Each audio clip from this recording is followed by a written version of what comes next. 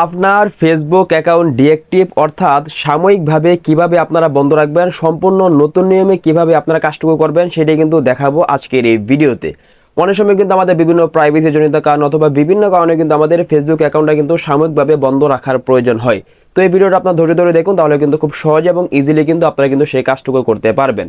চলে যাবো কিন্তু সরাসরি ভিডিওর মূল পূর্বে। যারা চ্যানেল নতুন দর্শক আছেন অবশ্যই চ্যানেলটিকে সাবস্ক্রাইব করে দিতে পারেন।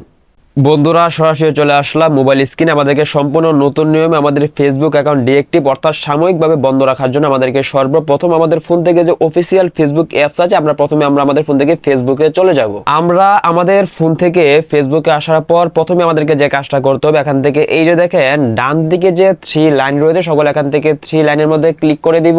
তাহলেই আমাদের সামনে কিন্তু এরকম একটা ইন্টারফেস চলে আসবে। এবার এখান থেকে আমাদেরকে যে কাজটা করতে হবে, এখান থেকে এই যে দেখেন এখানে একটা অপশন আছে সেটিংস এন্ড প্রাইভেসি, সকল এখান থেকে সেটিংস এন্ড প্রাইভেসির মধ্যে ক্লিক করে দিব।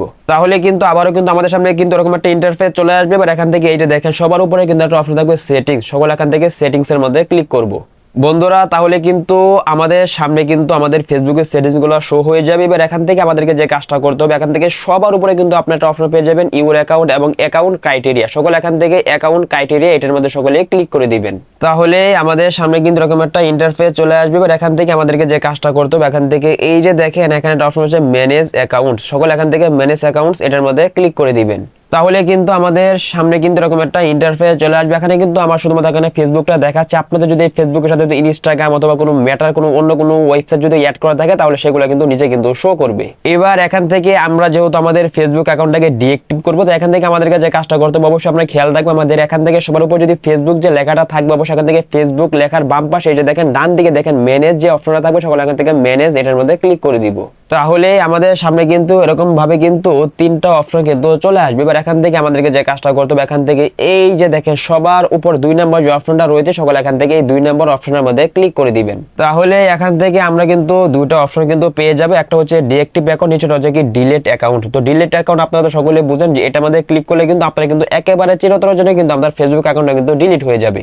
আমি যেহেতু আপনাদেরকে ভিডিওর মধ্যে দেখাবো আপনারা কিভাবে আপনার ফেসবুক অ্যাকাউন্ট ডিএক্টিভ অর্থাৎ সাময়িকভাবে বন্ধ রাখবেন, সেটা যেহেতু আমি আপনাদেরকে দেখাবো, তো এখান থেকে সকলে ডিএক্টিভ অ্যাকাউন্ট এটা আপনারা সিলেক্ট করে সকলে এখান থেকে কন্টিনিউ এটার মধ্যে সকলে ক্লিক করে দিবেন। তাহলে কিন্তু আমাদের সামনে কিন্তু এরকম একটা ইন্টারফেস চলে আসবে। এবার এখানে দেখেন আমার যেহেতু এই ফেসবুক প্রোফাইলের আন্ডার যেহেতু একটা ফেসবুক পেজে রয়েছে, তো এখান থেকে কিন্তু আমরা যদি ফেসবুক প্রোফাইলটা যদি আমরা যদি ডিএক্টিভ করি, তাহলে কিন্তু অটোমেটিক কিন্তু আপনাদের যদি এই ফেসবুক প্রোফাইলের আন্ডার যদি কোনো পেজ থাকে, সেটা কিন্তু অটোমেটিক কিন্তু ডিএক্টিভ কিন্তু হয়ে যাবে। আমার যেহেতু এই ফেসবুক প্রোফাইলের আন্ডার একটি ফেসবুক পেজ রয়েছে, তো এটা কিন্তু এখানে দেখাচ্ছে এটা কিন্তু ডিএক্টিভ হবে। এবার এখান থেকে আমাদেরকে যদি ডিরেক্ট কোনো পেজ না থাকে, তাহলে কিন্তু এখানে কিন্তু শো করবে না। এবার এখান থেকে আমাদেরকে যে কাজটা করতে হবে, এই যে দেখেন কন্টিনিউ যে অপশনটা থাকবে, সকল এখান থেকে এটার মধ্যে ক্লিক করে দিবেন। যখন আমাদের সামনে এরকম একটা ইন্টারফেস চলে আসবে, এবার দেখেন এই যে বক্সটা রয়েছে, বক্সের মধ্যে কিন্তু আমাদের যে ফেসবুক প্রোফাইলের যে পাসওয়ার্ডটা আছে, পাসওয়ার্ডটা কিন্তু দেওয়া লাগবে। তো এখান থেকে কিন্তু আমার যে ফেসবুক প্রোফাইলটা আছে তো আমি এখানে আমার ফেসবুক প্রোফাইলের পাসওয়ার্ডটা দিয়ে দিচ্ছি। আমি এখানে কিন্তু আমার যে ফেসবুক প্রোফাইলের যে পাসওয়ার্ডটা আছে, পাসওয়ার্ডটা কিন্তু দিয়ে দিয়েছি। আপনাদের পাসওয়ার্ডটা দেওয়া হয়ে গেলে সঠিকভাবে এখান থেকে এই যে দেখেন কন্টিনিউ যে অপশনটা থাকবে, সকলে এখান থেকে কন্টিনিউর মধ্যে ক্লিক করে দিবেন। তাহলে কিন্তু অল্প কিছু সময় লোড নিয়ে কিন্তু আমাদের সামনে কিন্তু এরকম একটা ইন্টারফেস চলে আসবে। তো এবার এখান থেকে আমাদেরকে বলতেছে আমরা কি কারণে আমাদের এই ফেসবুক প্রোফাইলটাকে আমরা ডিএক্টিভ করতে চাচ্ছি। তো এবার এখান থেকে আপনি চাইলে কিন্তু যে কোনো একটা কিন্তু সিলেক্ট করে দিতে পারেন। তো আমি এখান থেকে সবার উপরটা সিলেক্ট করে দিয়ে এখান থেকে দেখেন নিচে দেখেন কন্টিনিউ অপশনটা আছে, সকলে এখান থেকে এটার মধ্যে ক্লিক করে দিবেন।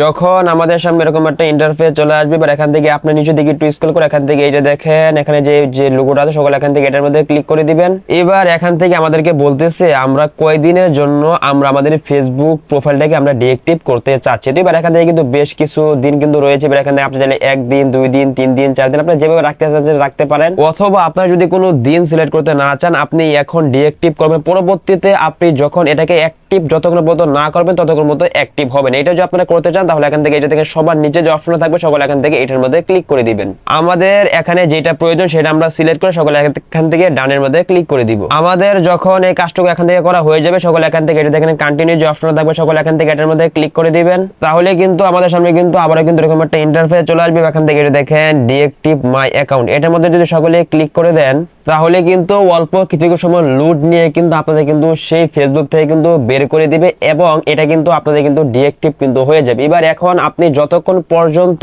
আপনার ফেসবুক অ্যাকাউন্টটাকে আপনার পুনরায় পাসওয়ার্ড অথবা জিমেল অথবা নাম্বার দিয়ে লগইন না করবেন, আপনার সেখান থেকে যেটা সিলেক্ট করবেন, ততক্ষণ পর্যন্ত কিন্তু আপনার এই ফেসবুক প্রোফাইলটা কিন্তু অ্যাক্টিভ কিন্তু হবে না।